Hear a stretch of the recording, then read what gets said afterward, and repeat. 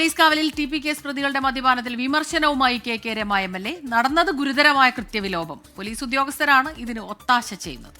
പ്രതികളെ ജയിലിൽ നിന്ന് ഇറക്കുമ്പോഴും തിരിച്ചു കയറ്റുമ്പോഴും വൈദ്യപരിശോധന നടത്തണം. ഇതൊന്നും നടക്കുന്നില്ലെന്നും കെ രമ 24-നോട് പറഞ്ഞു. വളരെ ഗുരുതരം കൃത്യവിലോപങ്ങളാണ് ഇപ്പോ നടന്നുകൊണ്ടിരിക്കുന്നത്. ജയിലിലെ ശിക്ഷിക്കപ്പെട്ട പ്രതികള് പുറത്തു കൊണ്ടുപോകുമ്പോൾ പോലീസ് പുറത്തു കൊണ്ടുപോകണം. അവർ പാലിക്കേണ്ട ഒരുപാട് കാര്യങ്ങളുണ്ട്. ഈ കേസിൽ ഇത്ര വളരെ കൃത്യമായി വന്നിട്ടും ഒരു FIR പോലും രജിസ്റ്റർ ചെയ്തിട്ടില്ല എന്നുള്ളതാണ് നാം കാണേണ്ടത്. ഇക്കാര്യത്തിൽ അടിയന്തരമായി FIR ഇടുകയും ബന്ധപ്പെട്ട ഉദ്യോഗസ്ഥന്മാർക്കെതിരെ കർശനമായ നടപടി ഉണ്ടാവുകയും വേണം എന്നുള്ളതാണ്. പക്ഷെ അതിനെ കൊണ്ടൊന്നും ഒരു പ്രയോജനവുമില്ല. വീണ്ടും ഇത് തുടരും എന്ന് നമുക്കറിയാം. വിവരങ്ങളുമായി സമീർ സി മുഹമ്മദാണ് കോഴിക്കോട് നിന്ന് ചേരുന്നത്. Sameer, good morning. ഗുരുതരമായ കൃത്യവിലോപം നടന്നിട്ടുണ്ട്. പോലീസിന്റെ ഒത്താശയോടെയായിരുന്നു മദ്യപാനം. അതുകൊണ്ട് തന്നെ ഭരണകക്ഷിയുടെ തണൽ പിടിച്ച് ഇത്തരം പ്രതികൾ അവരുടേതായ സ്വൈര്യ വിഹാരം നടത്തുന്നു ജയിലിനുള്ളിലും എന്നാണല്ലോ ഇപ്പോൾ കെ രമ എം.എൽ.എ. പറഞ്ഞിരിക്കുന്നത്.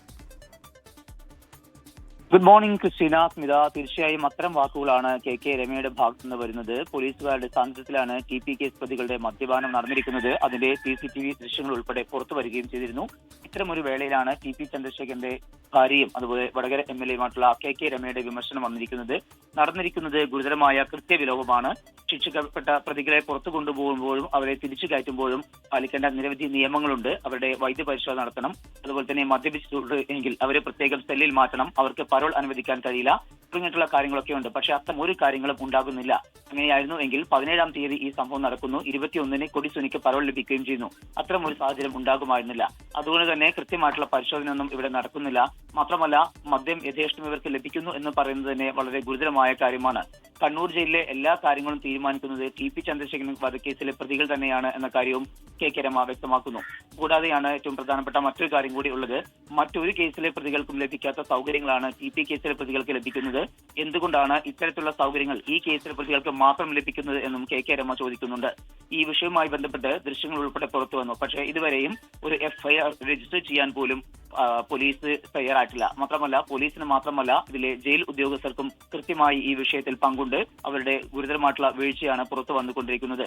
സംഭവത്തിൽ FIR രജിസ്റ്റർ ചെയ്യണം, ബന്ധപ്പെട്ടവർക്കെതിരെ കർശന നടപടി സ്വീകരിക്കണം എന്ന കാര്യം കൂടി കെ രമ ആവശ്യപ്പെടുന്നുണ്ട്. സമീർ സി മുഹമ്മദാണ് കോഴിക്കോട് നിന്ന് വിവരങ്ങളുമായി ചേർന്നത്. ഗുരുതരമായ കൃത്യവിലോപങ്ങൾ നടക്കുമ്പോഴും ഇതിൽ കൃത്യമായ കർശനമായ നടപടികൾ ഉണ്ടാകുന്നില്ല എന്നാണിപ്പോൾ കെ രമ MLA-യുടെ വിമർശനം.